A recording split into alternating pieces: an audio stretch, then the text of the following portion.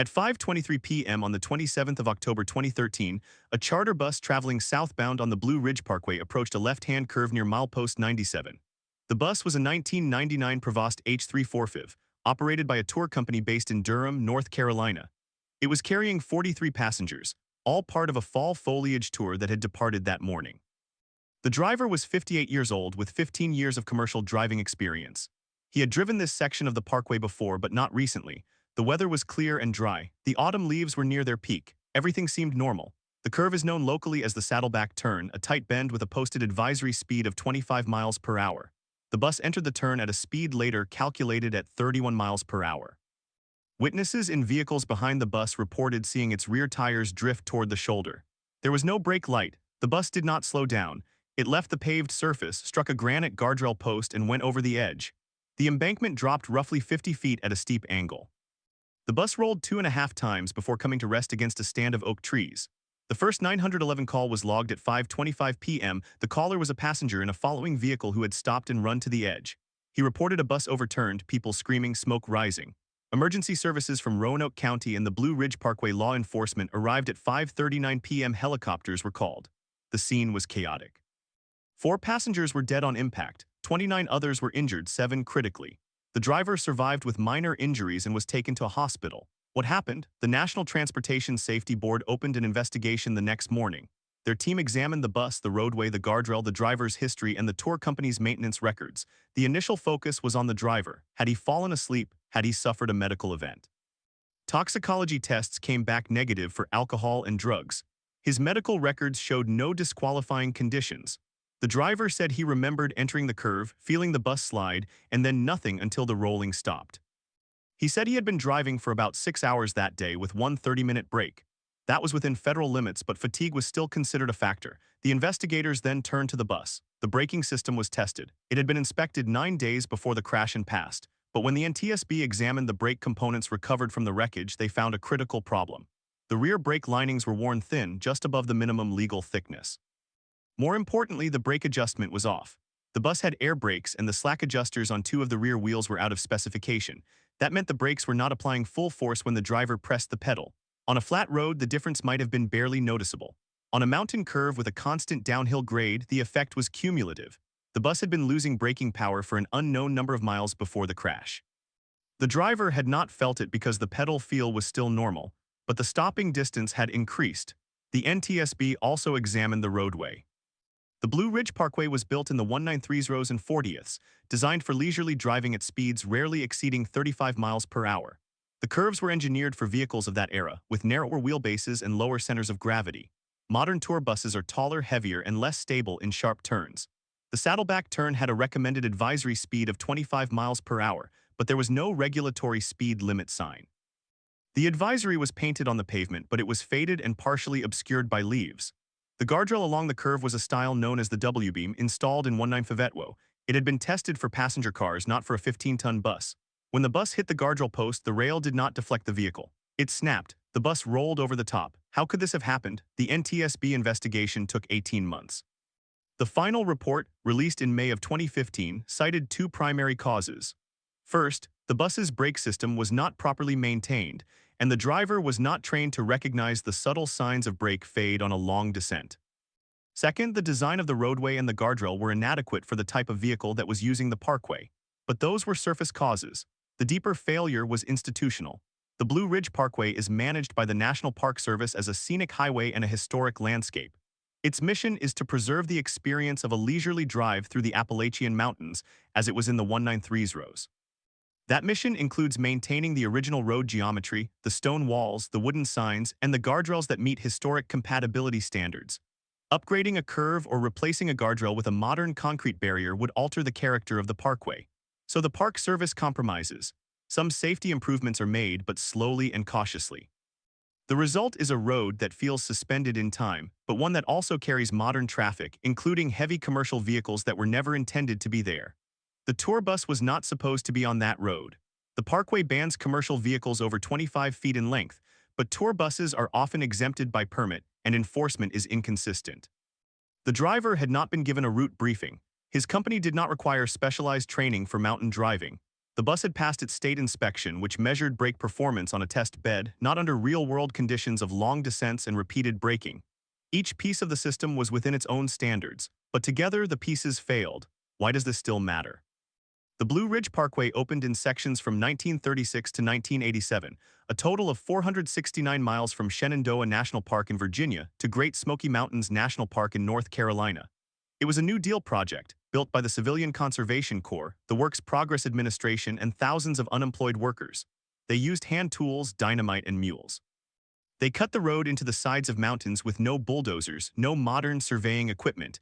It was called the longest, most beautiful road in America, and it is. But it is also a road that was designed for a different time. Every milepost on the parkway is a marker of a different era. The tunnels built in the 193s rows and 40ths are narrow with no lighting, no ventilation, and no shoulders. The stone bridges were built by Italian masons who immigrated for the work. The overlooks were placed where the view was best, not where parking was safest. The parkway was never intended to carry the volume of traffic it sees today. In 1936, the annual visitation was under 100,000. In 2023, it was over 15 million. The number of vehicles, the size of vehicles, the speed of vehicles all have changed. What has not changed is the road. The bus crash at milepost 97 was not the first fatal accident on the parkway, and it will not be the last, but it revealed a tension that exists in every historic road in the country. How do you preserve the past while protecting the present? The Park Service has made changes since 2003. Guardrail upgrades have been accelerated. Tour bus permits are now reviewed more carefully. Some curves have been re-engineered with safer drainage and wider shoulders, but the fundamental question remains. The road is a living artifact, a museum of American ingenuity and Depression-era hope. It is also a transportation corridor where people die. The Blue Ridge Parkway feels like a road through time because it was built across time by people from different generations with different tools, different ideas of beauty, and different ideas of safety. You can see the stonework of the 193s rows, the asphalt patches of the 195s, the guardrail updates of the 199s, and the new signs of the 200s all in the same mile. The road does not hide its history, it shows it. And when an accident happens, investigators are forced to confront that history layer by layer, just as the road itself was built. What the NTSB found at the Saddleback turn was a failure of coordination between the past and the present. The guardrail that snapped was designed in a laboratory in the 194s. When the heaviest vehicle on the parkway was a Ford Model A, the brake adjustment that failed was never checked because the inspection protocol was written for a straight line. The driver who took the turn too fast had been driving for 15 years without incident, but never on that road in that season with those leaves and that load. Each variable was within normal range. Together, they were lethal. The 4 victims were all women aged 62 to 78. They had come from different towns, but they were all on the tour to see the leaves. They had been looking forward to it for months. Their families later filed lawsuits against the tour company and the Park Service, arguing that both knew the risks but did nothing. The tour company settled out of court. The Park Service claimed sovereign immunity and the case was dismissed. No criminal charges were filed. The driver never drove a commercial vehicle again. The investigation records are still available online. You can read the transcripts of the interviews, the brake test reports, the guardrail testing data, and the accident reconstruction diagrams. They are clinical and dry, but if you read them carefully, you begin to see the shape of the problem. It is not about one bad driver or one bad brake. It is about a system that was designed for one purpose and is now being used for another. The system is the Blue Ridge Parkway. The purpose was to give Americans a slow, beautiful drive through the mountains. The new use is a high-speed tourist highway with heavy traffic and heavy vehicles. The road has not changed. The world around it has. That is why the Blue Ridge Parkway feels like a road through time. It does not adapt, it persists. When you drive it, you are not just traveling from one place to another. You are traveling across decades. You are passing through the 193s rows in the stone bridges, the 194s in the overlooks, the 195s in the picnic areas, the 196s in the visitor center architecture, the 197s and 198s in the pavement and the signs. Each milepost is a timestamp. And when an accident happens, it is a timestamp too, a point where 2 different eras collide. The bus crash at milepost 97 was a collision between a 193s rows road and a 1999 bus, between a 1952 guardrail and a modern rolling mass, between a driver trained in flat Florida roads and a mountain curve that had not changed since the Great Depression. It was not an act of nature. It was not a random event. It was the logical outcome of a system that had been running on the wrong assumptions for decades, and the system is still running. The Blue Ridge Parkway carries millions of people every year. Most of them have a safe and beautiful drive. But the tension between preservation and safety is still there, in every curve, every tunnel, every guardrail post that looks like it belongs in a 194s postcard. The road is a time machine, but time machines do not have airbags. They do not have crumple zones. They have stone walls and sheer drops and curves that were surveyed with a compass and a rope. That is why it feels like a road through time, because it is. And time, as the victims at milepost 97 learned, does not stop for anyone. At 2:47 p.m. on the 19th of October 2018, a white Chevrolet Silverado pickup truck approached the Lynn Cove Viaduct on the Blue Ridge Parkway near milepost 3's. The driver, a 53-year-old man from Ohio, had never driven the parkway before. He was following the GPS directions on his phone, which had routed him onto the parkway as a shortcut between Asheville and Boone. The viaduct is a curved, elevated concrete structure built in the 180s, hugging the side of Grandfather Mountain. It is one of the most famous sections of the parkway, but also one of the most unforgiving. There is no shoulder. The guardrail is low, a historic style designed to match the original parkway aesthetic. The speed limit is 25 miles per hour. The driver was traveling at 42. His truck struck the guardrail on the outside of the curve. The guardrail held, but the impact pushed the truck sideways. It came to rest, blocking both lanes. No other vehicles were involved. The driver was uninjured. He sat in the cab, shaking as traffic stacked up behind him. Park rangers arrived within 12 minutes.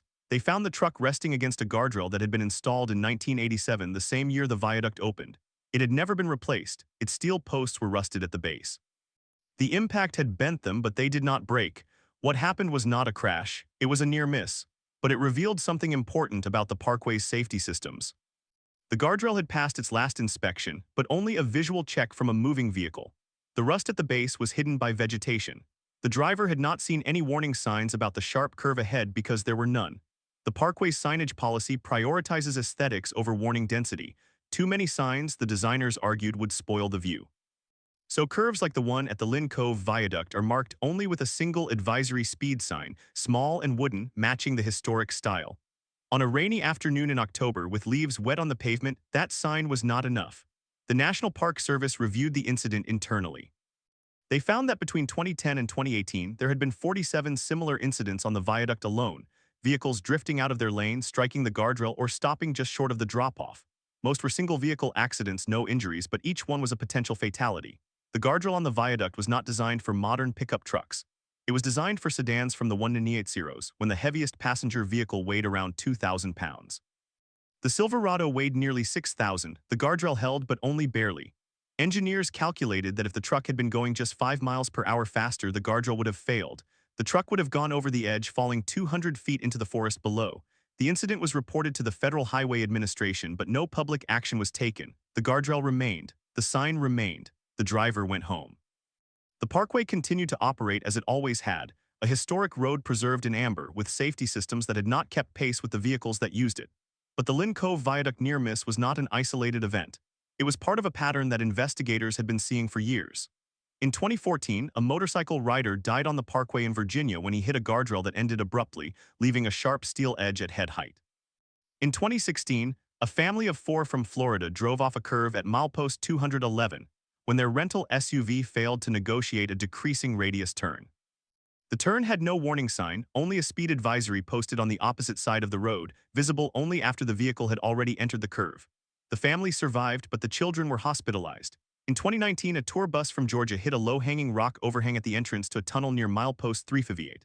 The bus was too tall for the tunnel, but there was no height warning sign before the entrance. The driver had not checked the clearance. The bus roof was torn open, injuring 12 passengers. Each of these incidents, like the 2013 bus crash at milepost 97, pointed to a single systemic problem. The Blue Ridge Parkway was being treated as a scenic route, but it was increasingly used as a through road by drivers who did not understand its dangers. The parkway's design assumed slow, attentive drivers in small vehicles. The reality was fast, distracted drivers in large vehicles, following GPS routes that did not account for the road's geometry. The question became, who was responsible for fixing this? The National Park Service operated the parkway, but its budget for safety upgrades was limited. The parkway was a historic landmark, and every change required approval from the State Historic Preservation Office. Replacing a guardrail with a modern design meant proving that the new rail was visually compatible with the 193's aesthetic. That could take years of review. Installing a warning sign meant proving that the sign did not intrude on the natural landscape. That could take months. Adding a shoulder meant cutting into the mountainside, which required environmental impact statements, archaeological surveys, and public hearings. The system was designed to protect the historical integrity of the road, but the definition of integrity did not include safety. The parkway was a museum, but people were dying inside it. In 2020, after a series of crashes on the Virginia section, the Park Service commissioned a comprehensive safety study. The results were not made public in full, but excerpts obtained by journalists showed that the parkway had over 400 locations that did not meet modern highway safety standards. Those locations included curves without guardrails, guardrails with improper end treatments, tunnels without lighting, and intersections with poor sight lines. The study estimated that bringing the entire parkway up to modern standards would cost over $2 billion. The Park Service's annual budget for the parkway was around $40 million. At that rate, the upgrades would take 50 years. By then, the road would be even older and the standards would have changed again. The budget shortfall was not a secret. Congress had been aware of the parkway's maintenance backlog for decades. In 2018, the National Park Service listed the Blue Ridge Parkway as one of the most deferred maintenance roads in the entire system. The backlog was estimated at over $600 million. That included repaving, bridge repairs, drainage improvements, and guardrail replacements. But the money never came. The parkway was a priority for tourism, but not for infrastructure. The result was a road that was slowly falling apart, but doing so in a way that was almost invisible to the casual visitor. The asphalt developed cracks. The stone walls sagged. The guardrails rusted. The signs faded, the tunnels dripped water, the overlooks crumbled, and every year more cars came. In 2021, visitation hit 16 million. The parkway was now the most visited unit of the entire national park system, surpassing even the Great Smoky Mountains National Park. But the parkway was not a national park in the traditional sense. It was a road with no entrance gates, no ticket booths, no capacity limits. Anyone could enter at any point, drive any vehicle at any speed, as long as they followed the traffic laws, and most did. But the laws were designed for a road that no longer existed. The disconnect between the road's design and its use was most visible in the tunnels. The Blue Ridge Parkway has 26 tunnels, all built between 1935 and 1987. Each tunnel is narrow, with no shoulders, no lighting, and no ventilation. In the 193's rows, a typical car was 6 feet wide and drove at 30 miles per hour. The tunnels were built with a width of about 20 feet, enough for 2 cars to pass slowly. In 2023, a typical pickup truck was 7 feet wide, and many drivers ignored the speed limit. In the tunnels, there was no room for error. A side mirror hitting the wall could cause a driver to swerve into oncoming traffic or into the tunnel wall or off the road entirely. In 2015, a family from Tennessee was driving through the Rough Ridge Tunnel near milepost 3's Rotwell. Their minivan was struck by an oncoming SUV that had drifted into their lane. The impact pushed the minivan into the tunnel wall. The driver of the minivan was killed. The driver of the SUV claimed he had been blinded by the sudden change from daylight to darkness. The tunnel had no lighting. The Park Service had considered adding lights, but historic preservation rules prohibited any permanent fixtures that would alter the interior stonework. The tunnel remained dark. After the accident, the Park Service installed temporary warning signs at both ends of the tunnel, but they were wooden and small, matching the historic style. They were not reflective. At night, they were nearly invisible. In 2019, a second fatal head-on collision occurred in the same tunnel. The driver of the second vehicle was a 22-year-old college student who had never driven the parkway before. She survived, but with permanent injuries. Her family sued the Park Service, arguing that the tunnel was a known hazard and that the warning signs were inadequate. The case was dismissed on sovereign immunity grounds, as in the 2013 bus crash. The pattern was clear. The legal system could not force the Park Service to upgrade the road. The budget could not keep up with the demand. The historic preservation rules prevented rapid changes, and the public did not know the risks. Tourists saw postcard images of the parkway, not the accident reports. By 2022, a group of former parkway engineers began speaking publicly about the safety crisis. They had worked for the Park Service for decades, and they described a culture of denial.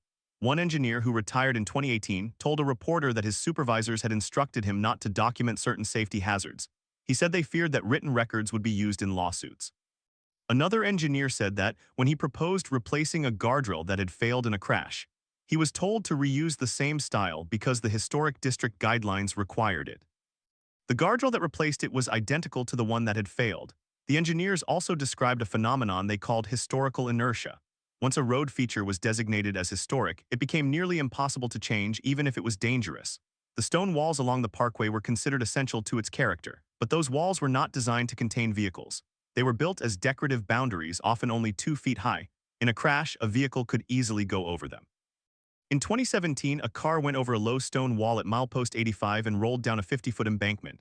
The driver died. The wall was later rebuilt exactly as it had been. The problem was not limited to physical infrastructure. It extended to emergency response. The parkway is remote, with long stretches between exit ramps. Cell phone coverage is spotty. In many sections, a driver who crashes may wait hours for help. The Park Service maintains its own law enforcement and emergency medical teams, but they are understaffed. In 2020, a motorcycle accident on a remote section of the parkway in North Carolina took over 90 minutes for an ambulance to arrive. The rider died on the road. The nearest hospital was 45 minutes away by ground, but the dispatcher had not called for a helicopter because the parkway's protocol required ground response first.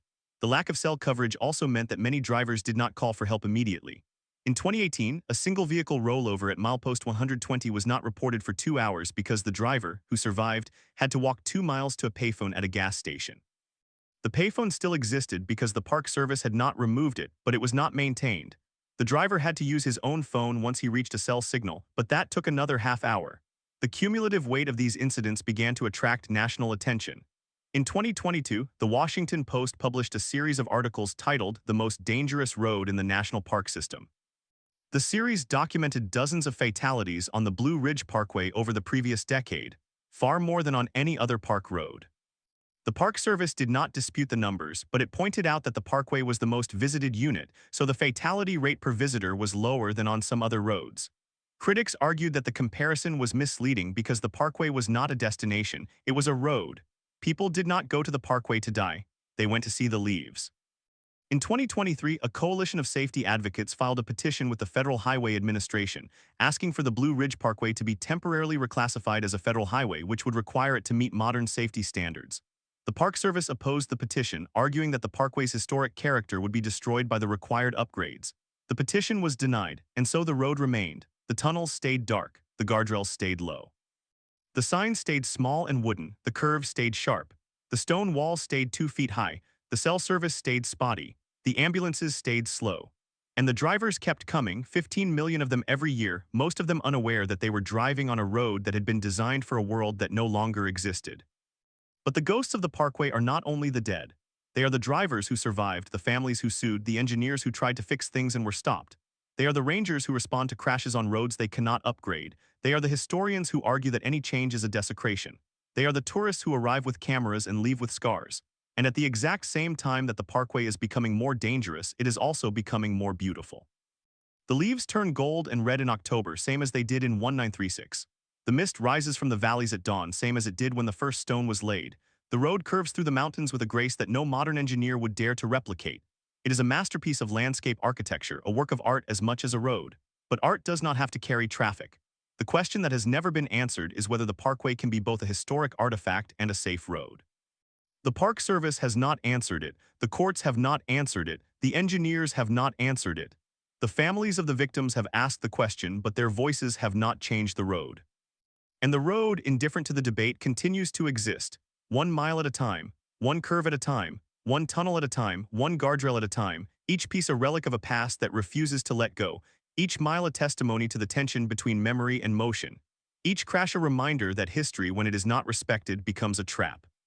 At 3:17 p.m. on the 14th of October 2019, a Chevrolet sedan was traveling southbound on the Blue Ridge Parkway near milepost 188. The driver was a 52-year-old accountant from Ohio. He had never driven the parkway before. The road was wet from a passing shower an hour earlier. The leaves were near peak color and the overlooks were full. The driver was following a minivan that had slowed to admire the view. He rounded a curve at 47 miles per hour, a speed the posted sign recommended. But the curve had been designed in 1938 for 35 miles per hour. The radius was tight, the pavement narrow.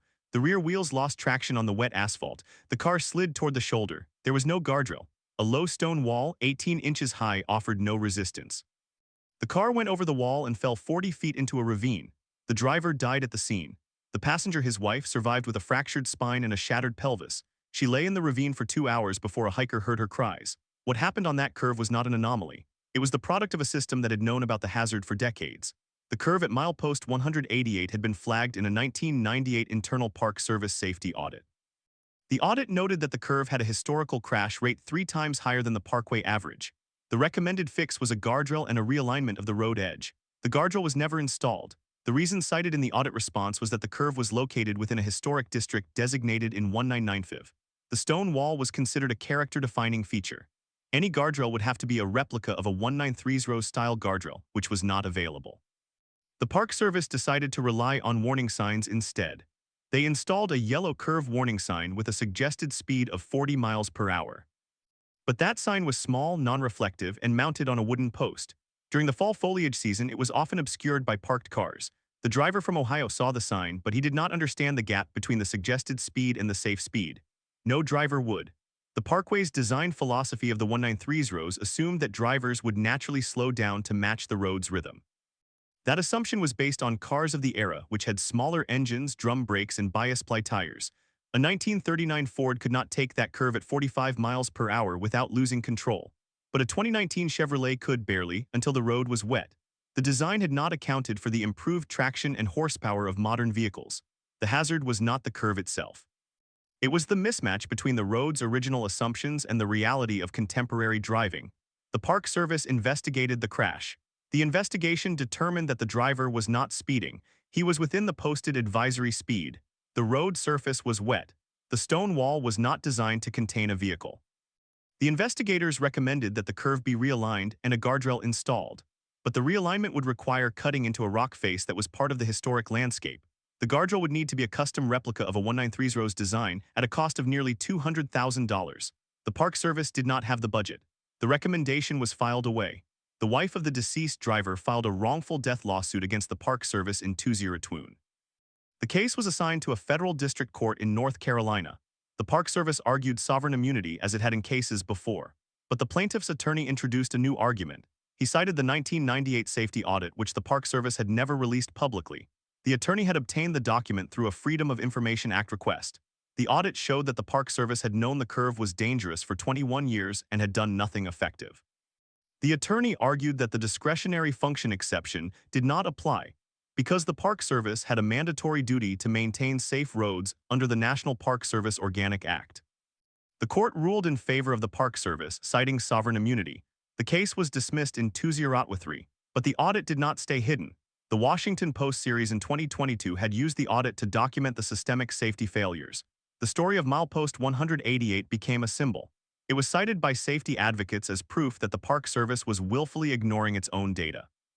The Park Service responded by stating that the audit was only a preliminary review and that many recommendations were later deemed impractical due to historic preservation requirements. The statement did not satisfy the families of the victims. In 2023, a similar crash occurred at milepost 192, just 5 curves south of the 2019 crash. This time, a minivan with 6 occupants went off the road at a curve that had the same design flaws. The driver was a 38-year-old mother from Virginia. She lost control on dry pavement after swerving to avoid a deer. The van rolled over 3 times before coming to rest against a tree. 3 children in the back seats were not wearing seat belts. They were thrown from the vehicle. 2 died. The mother survived but was paralyzed from the waist down. The van had no guardrail, no rumble strip, no edgeline reflectors. That crash triggered a different response. The National Transportation Safety Board, or NTSB, opened an investigation. The NTSB had rarely investigated crashes on the Blue Ridge Parkway because the road is not a federal highway. It is a national park road, which falls under the jurisdiction of the National Park Service, not the Federal Highway Administration. But the severity of the 2023 crash, combined with the public pressure from the Washington Post series, prompted the NTSB to look at the pattern. The NTSB investigation took 18 months. It reviewed 32 fatal crashes on the parkway between 2010 and 2003. It found that in 70% of these crashes, the road had no guardrail at the crash site, even when the roadside was steep or had fixed objects like trees or stone walls. It found that in 40% of the crashes, the posted advisory speed was higher than the actual safe speed for the curve when measured by modern standards. It found that the Park Service had never conducted a systematic road safety audit of the entire parkway. The only audits were done piecemeal by individual districts and the results were rarely shared. The NTSB issued a report in 2024 with 10 recommendations. Among them, install edgeline reflectors on all curves, upgrade guardrails to modern standards on high-risk sections, lower advisory speeds to match modern testing, and install lighting in the dark tunnels. The report acknowledged that some of these recommendations would conflict with historic preservation goals, but it noted that the loss of life outweighed the aesthetic concerns. The Park Service accepted the report but stated that it would implement the recommendations only where funding and historic compatibility allowed. It did not set a timeline. The NTSB report also highlighted something that had been overlooked: the role of the parkway's borrowed safety culture. The Blue Ridge Parkway was designed by landscape architects, not traffic engineers. The original designers prioritized visual continuity over safety. They wanted the road to feel like a natural part of the mountains, not a modern intervention. That philosophy meant that safety features like guardrails, signs, and lighting were minimized. The assumption was that drivers would be so captivated by the scenery that they would drive slowly and carefully. But the NTSB report concluded that this assumption was flawed. Drivers on the parkway were not all tourists. Many were locals using the road as a commuter route because it was shorter than the interstate. Others were truck drivers delivering goods to remote lodges. Some were thrill seekers on motorcycles looking for curves. The road had to serve a mix of users it was never designed for, and the design itself had a hidden cost. The curves that were meant to slow traffic also created blind spots. The narrow lanes left no margin for error. The shoulders were often soft dirt or grass not paved, so a slight drift could lead to loss of control. The drainage ditches were deep and open, not covered, so a car that left the road could fall into a ditch and overturn. In 2020, a man from South Carolina drove into a drainage ditch at milepost 56. He was not speeding. He had merely drifted off the pavement while reaching for a water bottle. The ditch was 18 inches deep with vertical sides. The car flipped. The man died from a head injury. The ditch had been designed in 1938 to carry water away from the road. It had never been covered or graded. The Park Service later determined that the ditch was a hazard, but they could not cover it because the open drainage channel was part of the original landscape design. The tension between preservation and safety had reached a breaking point by 2008. The Blue Ridge Parkway was one of the most visited units in the national park system, with an estimated 15 million visitors annually. But it was also one of the deadliest. The official fatality count stood at 175 since the road opened, but that number only counted deaths that occurred directly on the parkway right-of-way. It did not count deaths that happened in nearby hospitals days later. It did not count deaths from accidents on connecting roads. It did not count the suicides at overlooks, of which there were at least a dozen in the past decade. The suicide rate on the parkway was another hidden story. The overlooks offered dramatic views and easy access. There were no barriers at most overlooks. A person could walk straight to the edge and step off. In 2021, a teenager from Charlotte, North Carolina drove to the parkway alone at midnight. She parked at the Linville Falls overlook. She left a note on the dashboard. She walked to the edge and jumped. Her body was found the next morning by a hiker. The Park Service did not release the note. The overlook had no fence, no sign warning of the drop, no call box. After the incident, the Park Service considered installing a fence, but the Historic District guidelines said that fences would block the view. The fence was not built. The Park Service had no formal suicide prevention plan for the parkway. The policy was to respond after a death, not to prevent it. Mental health advocates argued that the overlooks were attractive nuisances. The Park Service argued that fencing would be an admission of liability. So the overlooks remained open, and every year someone drove to the edge and stepped off. In 2023, a former parkway superintendent wrote a memoir that was published posthumously. He had died of a heart attack the year before. The memoir revealed that in the 1970s, the Park Service had considered eliminating all pull-offs and overlooks on the parkway to reduce accidents and suicides. The idea was rejected because the overlooks were the entire point of the road. Without them, the parkway would just be a winding mountain road. The memoir also revealed that in the 1990s, a team of engineers had proposed constructing a parallel bypass road for through traffic, leaving the original parkway as a scenic local road. The bypass would have been wider, safer, and built to modern highway standards. The proposal was killed by historic preservation groups who argued that the parkway should remain exactly as it was. So the road stayed the same and the deaths continued. In 2025, a family of 5 from Florida died when their SUV crossed the center line on a curve near milepost 305 and collided with a pickup truck. The SUV had 3 children in the back, all under the age of 10. The driver of the pickup also died. The crash was the deadliest on the parkway since the 2013 bus crash. The NTSB investigated again. This time they found that the curve had no center line rumble strip. The road had no markings at all except a faded yellow line. The advisory speed sign was missing. The curve had been scheduled for repaving in 2024, but the contract had been delayed due to a budget shortfall. The Park Service announced after the 2025 crash that it would begin a comprehensive safety review of the entire parkway. The review would take 5 years. It would involve traffic engineers, landscape architects, historians, and public input. The goal was to develop a long-term safety plan that would not irrevocably alter the character of the road. The announcement was met with skepticism. The families of the victims in the 2025 crash held a press conference outside the Blue Ridge Parkway headquarters in Asheville. They said that the Park Service had been promising reviews for decades. They asked a simple question: how many more people had to die before the road was made safe?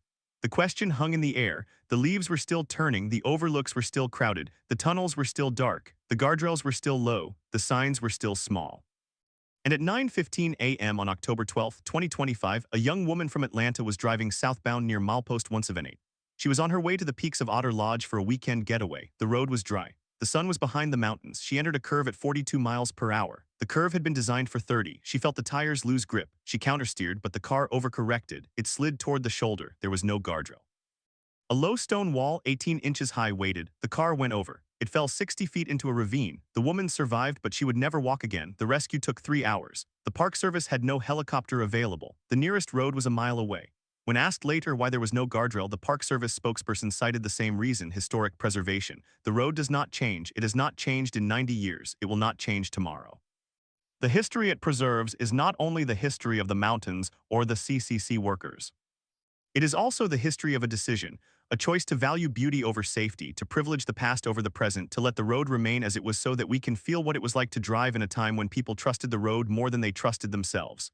That trust is gone, but the road remains. And so do the questions unanswered, embedded in every curve and every tunnel and every stone wall. How many more? How long? And why does a road that feels like a journey through time also feel like a trap? At 2:14 p.m. on July 4, 1978, a Chevrolet station wagon with Ohio plates slowed to a stop at the Blue Ridge Parkway overlook known as the Lump near milepost 8. The driver, a 52-year-old elementary school teacher on vacation with her husband, parked, turned off the engine, and stepped out to take a photograph of the distant ridges. Her husband stayed in the car reading a map.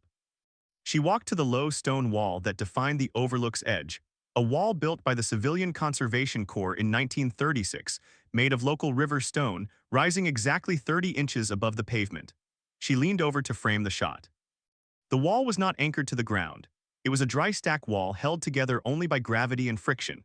The stones shifted. She lost her balance. She fell forward over the edge down a 200-foot slope of loose rock and rhododendron. Her husband heard the sound of stones tumbling, then silence. He called for help from a nearby payphone. Rescue crews arrived within 40 minutes, but the slope was steep and unreachable by vehicle.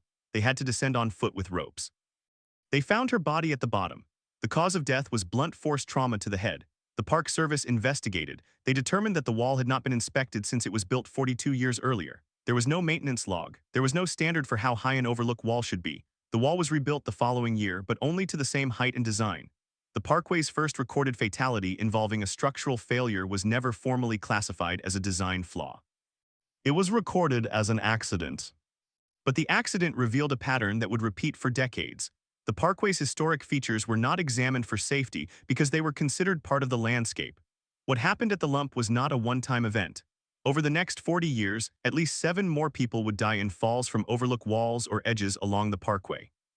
Each time, the Park Service would note the incident, sometimes reinforce a wall or add a warning sign, but never conduct a system-wide audit of overlook safety.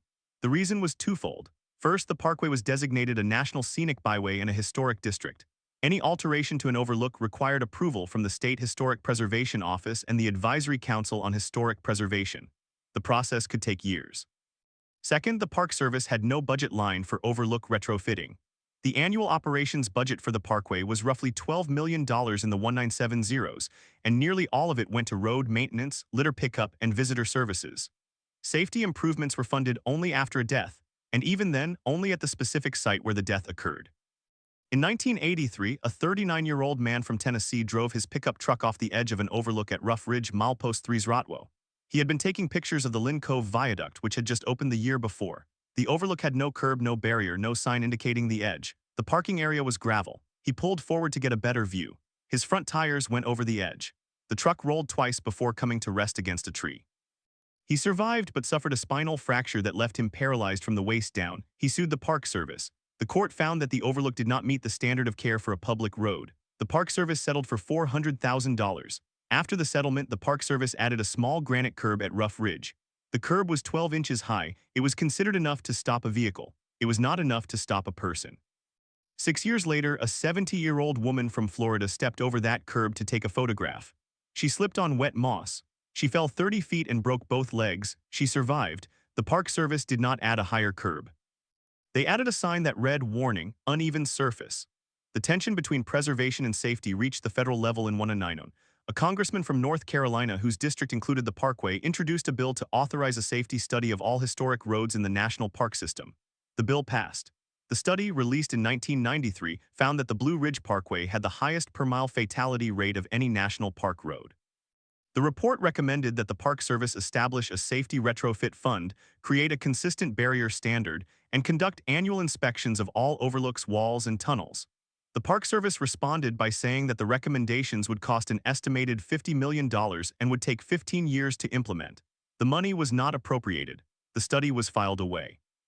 In 1997, a bus carrying 42 senior citizens from a church group in Alabama lost its brakes on a descent near Craggy Gardens, milepost 367. The driver, a 64-year-old with no prior accidents, had been warned by a previous driver that the brakes on that particular bus were weak. The warning had not been recorded.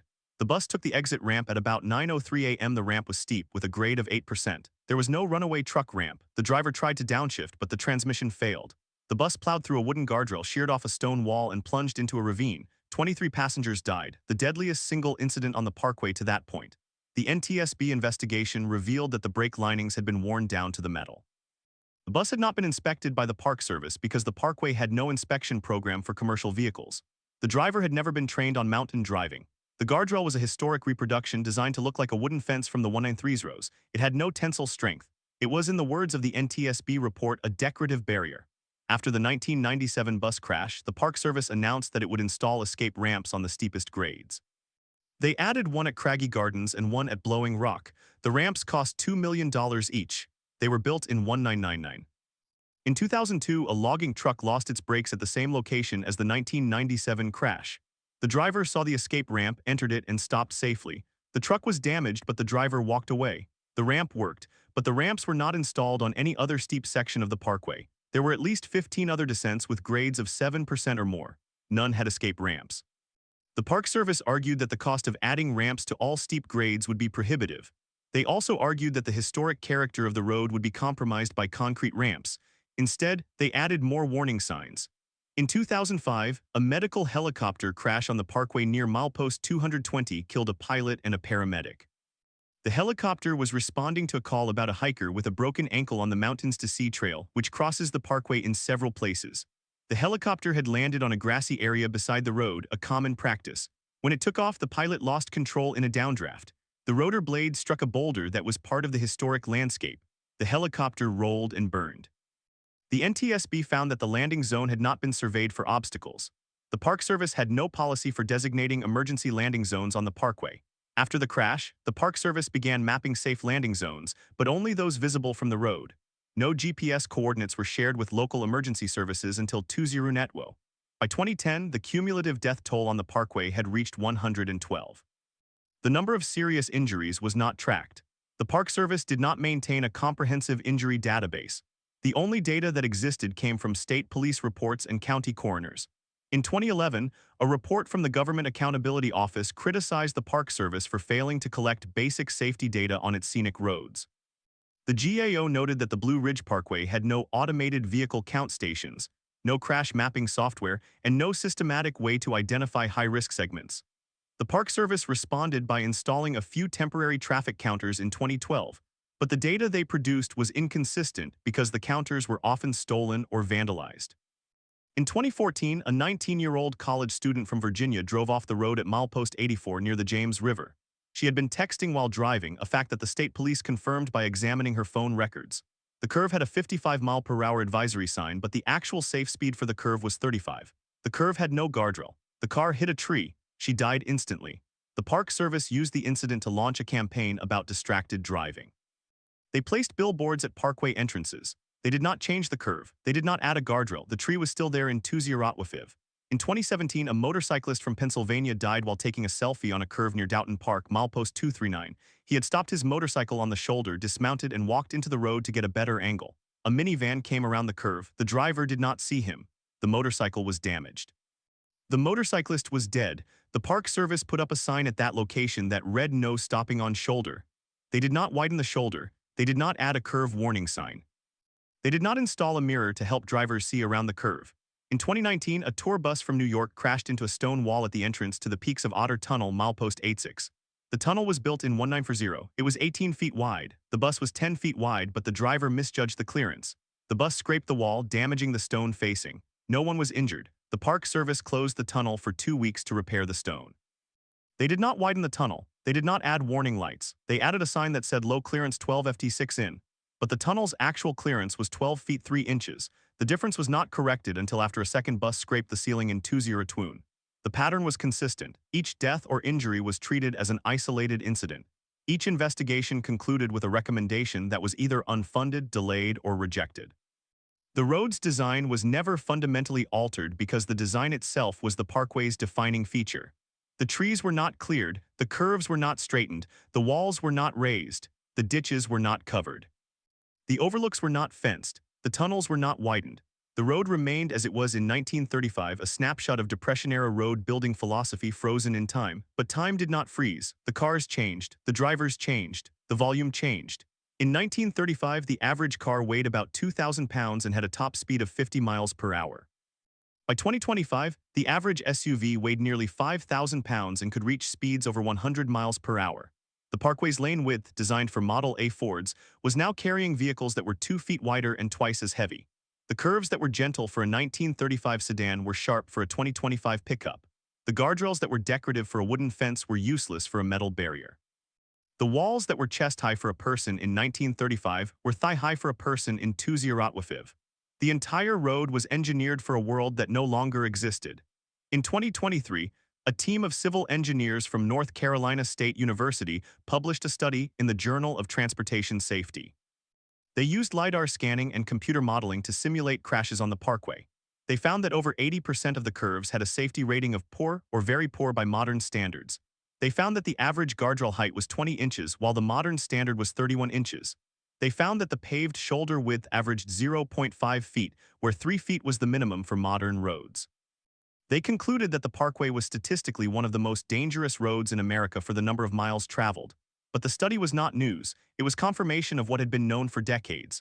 The road's defenders argued that the danger was part of the experience. They said that the parkway was not meant to be a highway. It was meant to be a slow, contemplative drive. They said that drivers who treated it like a racetrack were the problem, not the road. They said that every death was a failure of personal responsibility. In a 2024 op-ed in a local newspaper, a retired Park Service ranger wrote, "The Blue Ridge Parkway is a museum of the past. You do not blame a museum for a visitor who touches a painting. You blame the visitor." The op-ed was widely shared. It was also widely criticized. Critics pointed out that museums have security guards, ropes, and glass barriers. The parkway had none of those. In 2025, after the family of 5 died at milepost 305, a group of engineers proposed a radical solution: dig a tunnel under the most dangerous sections of the parkway. The tunnel would be built to modern standards with wide lanes, lighting, and guardrails. The original road on top would be preserved as a historic walking path or a slow-speed scenic lane for cyclists and pedestrians. The cost was estimated at $3 billion. The proposal was quickly dismissed as unrealistic. The Park Service had no budget for tunnels. Congress would not approve the money. The historic preservation groups opposed any construction that would alter the landscape, even underground. The tunnel idea died. In 2026, a new superintendent was appointed for the parkway. She was a career Park Service official who had previously managed the Denali National Park road system in Alaska, where safety improvements were routinely made. She announced a new approach: adaptive preservation. The idea was to identify the most dangerous segments and modify them in ways that were reversible. A guardrail could be installed with removable posts. A curve could be widened by moving the stone wall back a few feet, then replacing it. A tunnel could be fitted with electronic signs that adjusted to vehicle height. The changes would be documented as temporary, subject to review every 10 years. The plan was controversial. Preservation groups filed a lawsuit to block it. The lawsuit argued that the parkway's historic designation prohibited any alteration that was not essential to the preservation of the original character. The case went to court. In December of 2026, a federal judge ruled in favor of the preservation groups. The judge wrote that the parkway's historic value lay in its original design. To modify that design, even for safety, would be to erase the authentic experience that the parkway was created to provide. After the ruling, the new superintendent resigned. She gave an interview to a local news station. She said, "The court has decided that the road's history is more important than the people who drive it. That is a value judgment. I do not share it, but I respect the law."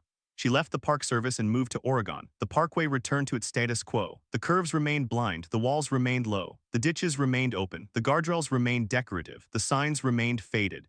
In the summer of 2027, a heat wave hit the southeast.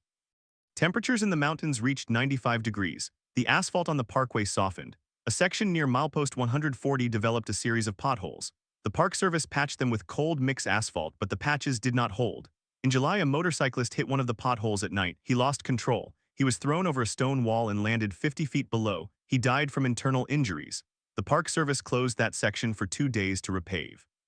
They repaved a quarter-mile strip. The rest of the parkway remained unpatched. The potholes were still there the following spring. In October of 2027, a commercial drone crashed into an overlook at Blue Ridge Music Center, milepost 213. The drone was filming autumn colors. It struck a family of 4. A child was injured by the spinning blades. The drone operator was a hobbyist who had not been aware that drones were banned in national parks. The Park Service announced that they would increase enforcement of the drone ban. They did not install drone detection systems. They did not add signs. They relied on self-policing. In December of 2027, a heavy snowstorm closed the parkway for 3 days. When it reopened, a section near Mount Mitchell was icy.